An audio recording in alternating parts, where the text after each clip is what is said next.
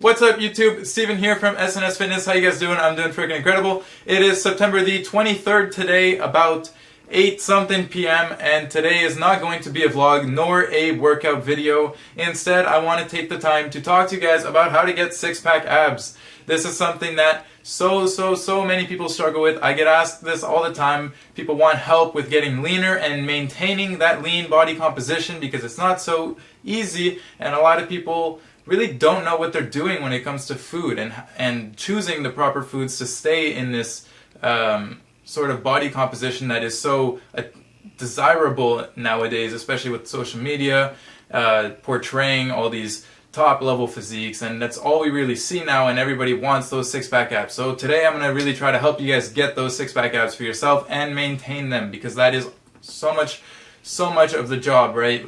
Getting there is one thing, but a lot of people have no clue how to even stay there, right? They can do it for a month, maybe 2 months after they've finally attained it, but then they drift off slowly and they don't even see it happening until finally they're at the point where they're like looking in the mirror as they wake up and they're like, what the hell happened to my abs? They're gone. So I'm going to try to help you guys out with that today. Hopefully this video will be informative. Hopefully you can take something. Hopefully you can incorporate it into your everyday life. So 3 main points I want to cover. Point number 1, count your calories and stay in a deficit. You guys have heard me say it so many times now over the other videos. Calories in and out is the most essential part to maintaining, gaining, or losing weight. Everything else that people will talk about when it comes to calories in and calories out just affects the calories in and calories out. All these other diets that people are trying to get you to do to, promote more fat burning, or promote better nutrient partitioning across the entirety of your body. All these things are great and they definitely can work. The problem is a lot of people can't maintain those kinds of diet, nor do they realize that really it's only affecting the calories in and calories out. So 2 main things when we're talking about staying in a caloric deficit and counting calories. First is you guys need to be eating less food, and by that I don't necessarily mean in quantity. I don't necessarily mean in meal frequency. I don't necessarily mean in even the amount of grams of food that you're eating. It's about the amount of calories per quantity of food. So we try to eat less calorically dense foods. A lot of people think that they can get away with eating these less calorically dense foods and just eat as much as they want of it, but really they can't, right? A lot of people think that if I'm eating only my chicken, broccoli, and rice, and I can have as much of that as I want, and I will never gain weight. Or if I'm eating all organic, I can eat as much of that as I want, and then I'm going to wonder why I'm still putting on this weight when all I have to do is put down that fork and cut down the amount of calories I'm eating. Easier said than done, right? So that's why we try to find foods that fill us up a little more, but I will get a bit more into that in my next point. Second thing is cardio. Cardio, I am not going to lie to you guys. I have a hard time motivating myself to get up and do my cardio, mostly because I haven't found a form of cardio that I can say I truly love right now. And so that brings me to the point that you guys need to find a form of cardio that you love, a form of cardio that you guys can continue doing, and a form of cardio that's also effective, right? It's great to say that going for walks is our favorite form of cardio, but at the end of the day, if you're not doing longer walks than you would for other forms of cardio, then the amount of calories that you're burning will not necessarily be sufficient enough to compensate for the things that you aren't doing or for the food that you are eating too much of. So what are some great forms of cardio? We got biking, we got rowing, we got swimming, we got running. If you love to run, so many people love to run, you go running. These are all great things that you can do very easily, either in a gym or outside, right? It's not very difficult to find places to do these forms of cardio, and it really helps when we're trying to lose weight. You can make the argument that cardio might increase your appetite, making it harder to eat less, but the idea here is that you're going to still try to fill yourself up with the same amount of calories. You're just going to be burning a little more, or you're trying to stick to a certain deficit, so it allows you to actually eat a little bit more anyway, and it will promote a more nutrient-dense diet while you're staying in that caloric deficit, because a lot of times when we're in a caloric deficit we wind up having these macro and micronutrient deficiencies, and it could lead to other sort of health problems or just general fatigue and the improper functioning of our bodily systems. So of course we are doing cardio, we are trying to hit a certain amount of calories, so you're trying to hit 2,000 calories. you get to your 2,000 calories, but you burnt another 300 from your cardio. Well, that's another 300 calories worth of nutrient-dense foods that you can then consume and stay at that same caloric deficit. So it's really, really important to take into account that cardio can provide this for us, right? It's something that a lot of people look over, and I think it's very, very essential. Another point I wanted to make with this idea of being in a caloric deficit is that it's really the only way that you're going to cut fat. I don't care if it's on your stomach, if it's on your arms, if it's on your legs, if it's on your back, right? No matter where we're storing fat, the only way that you're going to manage to get rid of that fat is by eating less calories than you are burning. That's the whole idea of it. A lot of people will talk about spot reduction or use this machine and you're going to get your six-pack abs, but it really, really doesn't work that way. There's no such thing as spot reduction. There's only general body fat, and your body likes to store it in different areas. And so if you're building giant triceps, but you happen to build your fat on your triceps, it's not going to get rid of the fat on your triceps. If anything, it's just going to make your triceps look fatter, but the fat's still going to be there. You're not going to be able to get rid of that fat on your triceps unless you lower your entire body fat percentage and just have a better, healthier body composition. So now that that myth's out of the way, I want to move on to point number 2. Replace foods that you already enjoy with foods that taste almost the same but have less calories. How do you do this? Well, the internet is a wonderful thing that has such an endless supply of recipes that provide this exact thing. Whether it be cookies or brownies or ice creams or whatever lovely foods you guys tend to eat every single day and know and love, you can find a recipe online, I'm sure of it, that has less calories, right? Whether it means using an artificial sweetener or a 0-calorie sauce or whatever it may be, do that, because at the end of the day, these things are not going to end up killing you. A lot of people are scared of these things, but what will kill you is obesity. So if you're not able to find ways to eat less calories than you are burning throughout the day, then you're going to continuously put on fat. Especially as we grow older, our metabolism slows down. Sure, at different rates for different people, but inevitably it does. And most people will fall victim to eating too much and becoming overweight, followed by being obese, which then leads to other sorts of issues, all sorts of health problems. And a lot of people will really hate their lives after these things because some of them are irreversible, right? If we're stuck with diabetes for the rest of our lives, like, who wants that?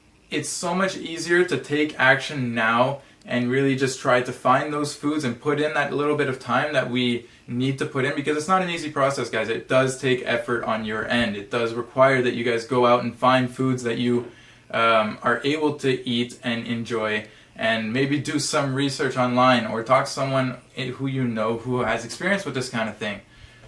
But it's so much better that we are taking the initiative now as opposed to waiting till later, where these problems are then irreversible and they're causing us things like to the extreme points of losing limbs or even potentially just death. So the third point that I wanted to cover, which is just as important as the other ones, is setting realistic goals and going at a moderate pace when it comes to this fat loss process. Sure, if you are extremely overweight, you're completely obese, losing fat at a fast rate is not going to be the worst thing for you. You've got so much of it that being in a large deficit isn't necessarily going to cause you as much harm as, say, someone who is trying to perform well in the gym, where if he's in too large of a deficit, he's going to wind up losing some muscle along with it if he's not being very careful. Alright guys, so what are some realistic goals? As a rule of thumb, I try to tell people don't lose more than 0.5% to 1% of your body fat per week. So if you're 200 pounds, that 0.5% to 1% might look like 1 or 2 pounds of fat per week. Of course, it might not always all be fat, but regardless, that is the number we are trying to aim for. Anything more than that can wind up causing other sort of problems like losing more muscle along the way. But like I said, if you're overweight, don't worry about that too much. You can be a little more extreme, but then there's the other risk that comes with the extreme fat loss at a very fast rate. And that is the idea that you will probably bounce right back if you are not going at a controllable and manageable speed where you are slowly making changes to the way you are eating and not completely diving into a whole new lifestyle. Sometimes it works out when we try to go plunge like head first into something new and we love it and things are going great and it can really work out for some people. But most of the time we wind up feeling overwhelmed after a bit of time and feeling like we've been deprived, and that we want to maybe allow ourselves a little bit of a cheat, or we want to maybe have more balance, because that's like a word that a lot of people will use, just kind of throwing it in there as like a bit of an excuse to maybe cheat a bit. So what we wind up doing is having that cheat and then remembering how good it was to have those other foods and how deprived we've been this whole time, that we've been in such an extreme deficit, really just taking away all these other things that we love. And so we wind up diving right back into those things that we love and we go nuts for it. I'm telling you, I see it. People will lose that 50 pounds and then out of nowhere, I'm like, congrats, and then 3, 4, 5 weeks later they're putting it back on so fast, right? Oftentimes it's because they did something like the keto diet and then they found it to be unmanageable after a certain point and they wind up putting a lot of that weight back on. Or they'll do some other thing where they're just in a huge deficit because they're like, oh, I got the willpower for this and I can do it and I'm going to be able to maintain it, and then they just don't. They bounce right back. Maybe they're not necessarily exactly where they started, but they're getting back there slowly and they're definitely well on their way there. So if you're not setting realistic goals for yourself and trying to go at a moderate pace and being patient with yourself with the changes that you're making, because remember guys, I said it once, I'm going to say it again, these are difficult changes to make. It's not easy to say, okay, I'm going to go from eating 3,000 calories to 2,600 calories a day, right? You're eventually going to start feeling like, well, I could be eating more, especially if you have a slower metabolism. Someone like me likes to sit around 15% body fat. So when I'm trying to be 10%, 11% body fat, I feel it, right? I feel that micronutrient deficiency, as well as just that lack of energy that I can normally have when I'm at this body weight, for example, or this body fat percentage rather. But it's important that we set those realistic goals so that way you can stick with them, right? We are trying to beat obesity here. We are trying to beat the idea of being overweight, and we are trying to be happy in our bodies, and we're not going to be able to do that if we don't make these goals achievable for us. And achievable is very subjective depending on the person, so you got to observe yourself, be your own scientist, see what works, see what doesn't, try things and find out if you like them. If you don't like them, don't force yourself to have them, and continue to try to make progress. Just don't make the mistake of diving headfirst into these huge drastic changes like I have done in the past, which just leads to eating disorders and body dysmorphia, and you wind up feeling like you're going on this yo-yo diet up and down, and it's just really demotivating and demoralizing, and it really sucks to see yourself fail over and over again. But if you're taking the time to make sure that these changes are minor proper adjustments that you can have long-term goals for, then you're going to be happy with the results in the end. You just have to have some patience and trust in the process, as well as trust in the research that you're doing, right? If you're putting in the work, trust that you're going to know more and more as you go through this process, and you're only going to get better as time goes on. Alright guys, another point that I'm editing this video right now, and I realized I didn't even talk about it, and I really wanted to talk about this. So I wanted to mention, I guess, a fourth point now. Stop wasting your time doing all these different ab exercises. It will help you strengthen your core, and it will help you progress on your lifting objectives. It will not, however, help you get the defined six-pack abs that you are looking for. It just won't.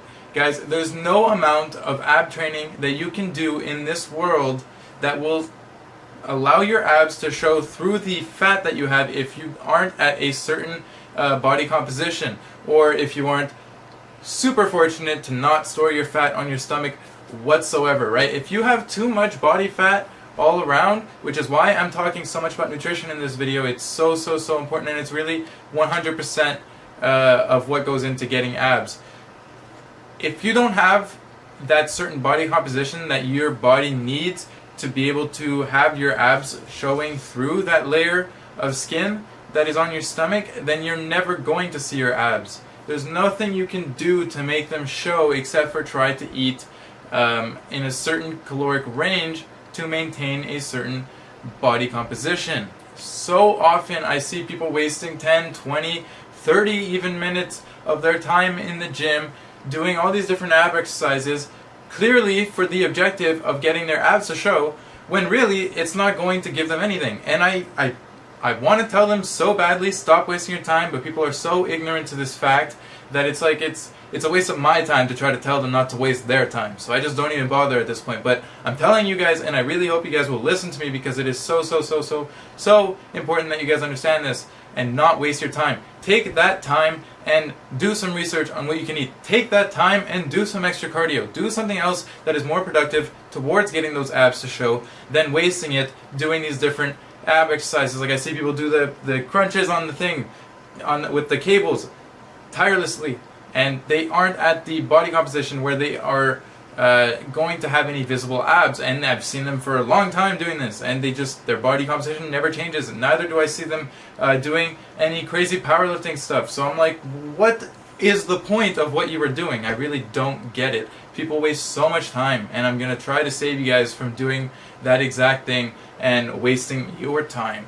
Anyways guys, that's going to wrap up today's video. I really hope you guys learned something from this. I know the tips I gave were pretty basic, but they're very important to keep in the front of your mind when you are trying to achieve this goal of having a better body composition and achieving a six-pack. All that being said guys, if you did manage to enjoy this video, or you found it entertaining, or you found it informative, please leave a like on this video, drop me a comment, let me know what I can do better, what I did right, say hello, leave me some criticism, do whatever you'd like. It's all very appreciated. Subscribe to the channel, follow us on our Instagram, link for that is in the description below. One click and you're there. If you guys need other nutritional advice, I will link my other videos that I labeled as Basic Nutrition number 1 and Basic Nutrition number 2. I go over some very basic but essential topics when we're talking about eating right and staying in a deficit. So check those out. Otherwise, I will see you guys next time. Thanks so much for watching.